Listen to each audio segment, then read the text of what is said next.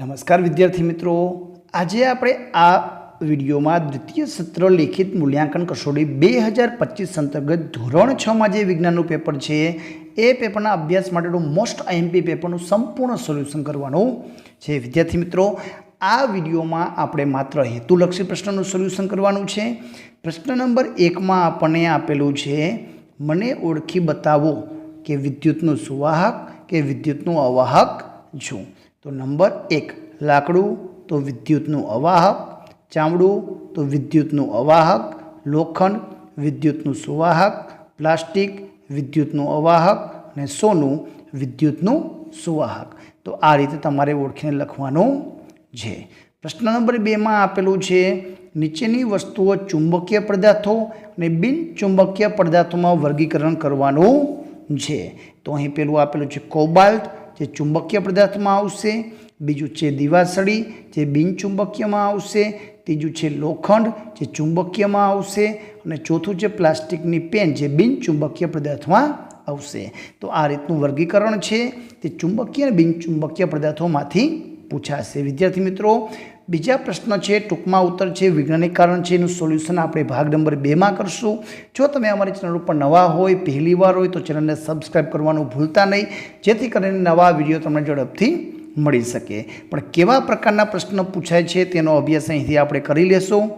પ્રશ્ન 3માં છે વિસ્તૃત જવાબ, કે જેમાં છોડની કલમ વાવી છોડ ઉગાડવા માટેની આખી પ્રવૃત્તિ છે લખવાની છે.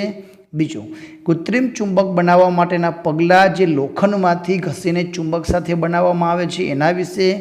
દહન માટે હવા જરૂરી છે તે સમજાવતી પ્રવૃત્તિ, કે કોઈ પણ આગ સળગતી હોય ત્યારે હવા વગર શક્ય નથી, હવા છે જ તો જ દહન શક્ય છે, એની પ્રવૃત્તિ છે એ આપણે લખવાની છે.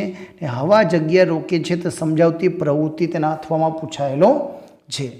વૈજ્ઞાનિક કારણમાં આપણને પૂછાયેલું છે, ઊંટની શરીરની રચના અને તેના રણની પરિસ્થિતિમાં ટકી રહેવા મદદ કરે છે.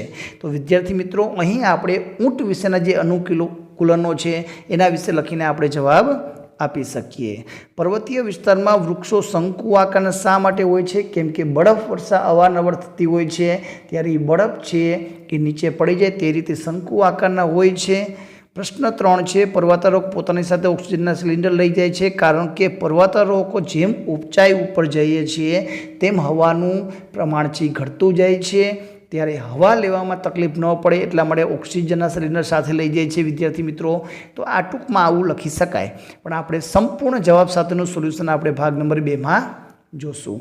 પ્રશ્ન 5 એમાં આપેલું છે, વિધાનો ખરા છે કે ખોટા જણાવો. 1 મીટર બરાબર 100 સેમી, તો સાચું. સ્વચ્છ પાણી એ પારદર્શક છે, ખોટું. પારદર્શક છે. વિદ્યુત પ્રવાહ થર્મોકોલની શીટમાંથી પસાર થઈ શકે, તો ખોટું. ચુંબકને 2 ધ્રુવો હોય છે, તો સાચું. N અને S. હવામાં ઓક્સિજન વાયુનું પ્રમાણ 21% છે, તો જવાબ આવશે સાચું. એના પછી પ્રશ્ન નંબર 5Bમાં ટૂંકમાં ઉત્તર છે, કે એક વિદ્યાર્થીના ઘરથી શાળા વચ્ચેનું અંતર 4250 મીટર છે. તો આ અંતરને કિલોમીટરમાં ફેરવવા માટે આપણે એને 1000 વડે ભાંગશું તો 4.250 કિમી આવશે. આવર્ત ગતિના 2 ઉદાહરણ, તો લોલકની ગતિ, પવનથી ડોલતી ઘંટડીની ગતિ, ચીંચવામાં બેઠેલા બાળકોની ગતિ.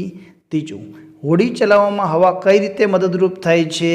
તો હોડીના જે સઢમાં હવા ભરાવાથી તે હોડીને આગળ તરફ ધકેલે છે અને ગતિ કરે છે અને એ હોડી ચાલી શકે છે. 2 ચુંબકો વચ્ચે આકર્ષણ ક્યારે થાય? તો અસમાન ધ્રુવોને પાસે રાખવાથી આકર્ષણ થાય. તો આ રીતે જવાબ આપણે લખી શકાય. પ્રશ્ન નંબર 5માં આપણે આકૃતિ સાથેના પ્રશ્નો છે. વિદ્યુત કોષની રચના આકૃતિ સહિત સમજાવો. પ્રકાશ સીધી રેખામાં ગતિ કરે છે, આકૃતિ દોરી સમજાવો. તેના જવાબ આપણે ભાગ નંબર 2માં જોશું. પ્રશ્ન નંબર 6માં આપેલું છે, માગ્યા મુજબ જવાબમાં લંબાઈના એકમો કયા કયા છે? તો મીમી, સેમી, મીટર, કિલોમીટર. તમારા પ્રશ્નપત્રની લંબાઈ માપીને એકમ સાથે લખો. તો વિદ્યાર્થી મિત્રો, આપણે પેજની લંબાઈ માપી તો 15 સેમી જેટલી થશે, તો એકમ સાથે લખવાની છે. પ્રશ્ન નંબર 7માં આપણને માગ્યા મુજબ વિસ્તૃત પ્રશ્નો છે, જેનું સોલ્યુશન આપણે ભાગ નંબર 2માં કરશું. પ્રશ્ન 8માં પણ આપણને માગ્યા મુજબ મુદ્દાસર જવાબો આપેલા છે, તેનું સોલ્યુશન ભાગ નંબર 2. પ્રશ્ન 9 એનું પણ સોલ્યુશન ભાગ નંબર 2માં કરશું. વિદ્યાર્થી મિત્રો, અહીં આપેલા કેવા પ્રશ્નો પૂછાય છે તેનો અભ્યાસ કરી લેજો, જેથી કરીને તમને વાંચનમાં ઉપયોગી થાય.